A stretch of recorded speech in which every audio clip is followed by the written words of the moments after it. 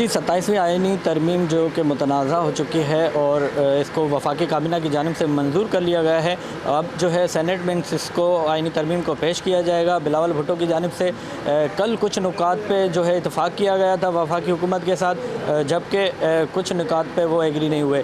आइए इस हवाले से सिंध के क्या खदशात हैं, यहाँ के कॉम्पर्स जमातों और माशी माहिरीन हैं जो उनसे बातचीत करते हैं कि उनके क्या खदशात हैं।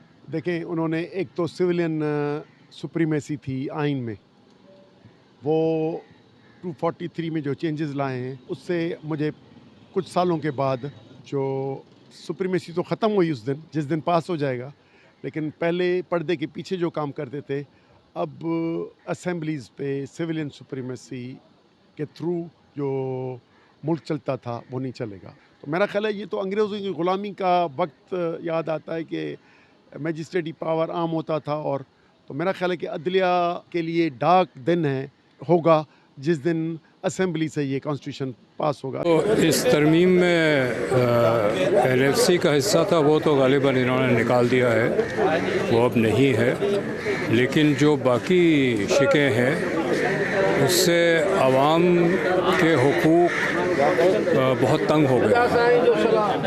अगर कोई शख्स समझता है कि ज़्यादती हुई है तो पहले तो वो मीडिया में आवाज़ नहीं उठा सकता, उसको उन्होंने जकड़ दिया।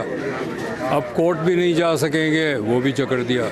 एक नीम मार्शल लॉ की सूरत है। जजेस की जो इनफरादी तौर पे और इज्तिमाई तौर पे आज़ादी है उसको सलब कर दिया गया है। क्या हमारा मुल्क जो है मुतहम्मिल हो सकता है कि यहाँ पे फिर सियासी मुजाहरे और सियासी एहतजाज होना शुरू हो जाए? इस सूरत हाल में बताएं कि बाहर से कौन आएगा यहाँ पे इन्वेस्टमेंट करने?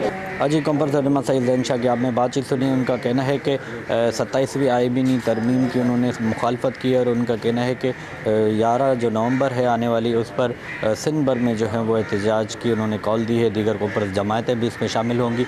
इसके अलावा 14 नवंबर को हैदराबाद में भी उन्होंने जलसे का ऐलान किया और उन्होंने सिंध के जो है कुछ खदशात भी आपके सामने रखे। कैमरा टीम के साथ जवाद अली, वश न्यूज़, कराची।